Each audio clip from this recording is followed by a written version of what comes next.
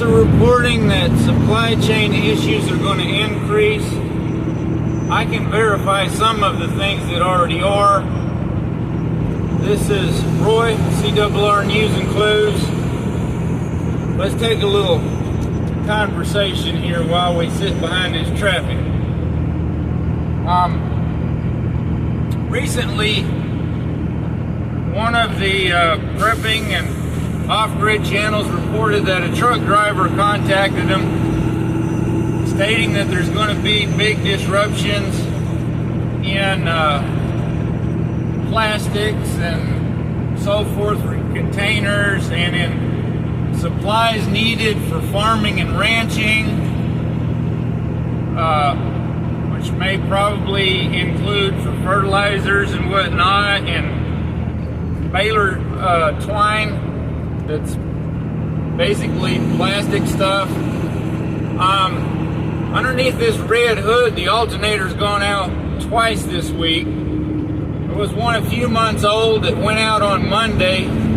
That morning it overcharged a little bit while on high idle, and then it worked fine for several hours, and then sure enough quit working in Houston, Texas traffic. So I put on a spare alternator that had been used a short time only, and sure enough that thing quit on me yesterday morning, and I didn't have a spare anymore. Had to head towards home. Well, the boss man had already taken in that fairly new one, got a warranty on it, but there was only one new alternator available at the parts warehouse, parts dealer, and other people had some available for ridiculous prices, you know. So he got that one, and he come down, and I managed to keep moving about another 75 to 100 miles and park before it might quit running on me, because the electronic engines must have 12.6 volts nominal voltage to operate. They also have to have good ground source, and I was running 12.8. Hour later I was running 12.7, so I only drove for another half an hour. Let me get out of the way of that driver. Anyway, he could only get one alternator, and they actually held it overnight for him to get it from Monday until Tuesday. And no, from Monday night to Tuesday he picked it up. He didn't manage to bring it on Wednesday, and so he brought it directly to me, basically on the roadside, a little intersection out in the country at a little store, and replaced it there. And so now again I don't have a spare, so he went shopping around again. $700 for a new alternator from a dealership. Well, thankfully a repair shop on I-35 happened to have one in San Marcos, a new one for $260 or $260. Or he could repair the other one for $220. So he just bought a brand new one. And I told him, well, maybe him and I can take the other one apart, and if it's something minor I can fix it. Although we got a pile of them that I've looked at and probably can't fix, because they need new windings. They burned off. Whether it is tires and truck parts or car parts, whether it's your groceries, your medications,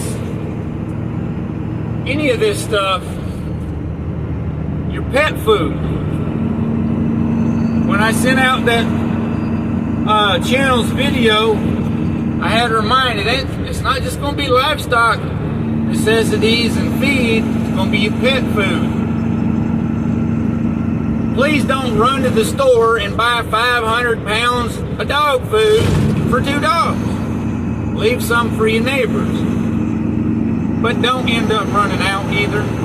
That same thing goes for your household food, your toilet tissue, and whatever else. Don't be a paper prepper and get 3 cases of toilet paper, but no bags of beans, bags of rice, and bags of peas. You remember what people did, and all of a sudden they're crying, oh no, I got no money for food. Or what they do, buy all the junk food. All the beanie weenies and freaking ramen noodles and everything was gone off the shelf, so I took a video and put it out, laughing and laughing and laughing. I was like, look, all the better food is still on the shelves. It took a few days for the canned vegetables and meats to be gone. And then there was still dried peas, dried beans, and rice. That's the cheapest way to get your food if you can't just get seeds and grow them yourself. And you don't have to buy bottled water. Get a good filtration system. I got a cheap HEB filter thing that I put under my faucet, that I have a water filter out at the pressure tank before the lines go to the house, and I put that little filter under there and run the water in it, and when it goes through and filters out whatever silt got past the other filter, then I pour it in a Pure Plus filter thing that's got a better carbon filter that cuts out a whole lot of stuff, but it's not a zero filter that takes out all the minerals that our body needs.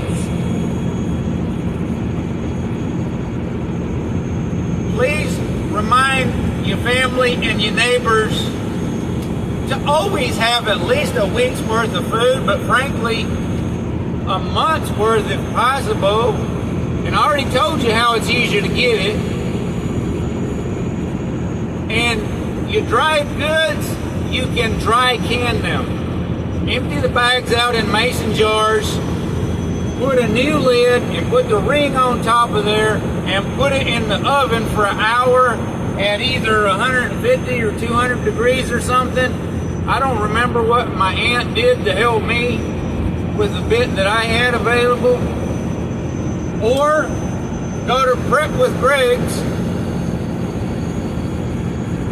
which will get you a good discount on your carbohydrates for My Patriot Supply Foods. It'll be rice and noodles and pancake mix and stuff like that.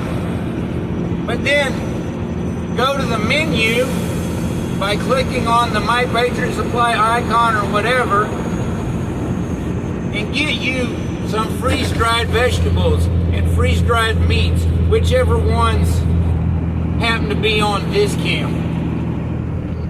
And it's cheapest not to get it prepackaged in a bucket, but take your own bucket. And guess what? You don't have to have a food grade bucket if you're keeping the food in the Mylar pack. You can get you the darn $5 Home Depot bucket with a $1 lid, or something like that. Or you can, if absolutely necessary, pressure wash and disinfect something else kind of bucket. I wouldn't recommend an oil bucket, but hey, do what you gotta do. Now is too late to be prepping, but if you haven't started, please do. Make sure you got your defense tools, whether they're sharp and pointed, or they spray pepper stuff like for bear spray, or something else that'll go 20 feet. Or a good sturdy stick. When you go to buy a mop, maybe get one with a broom, with a wooden handle.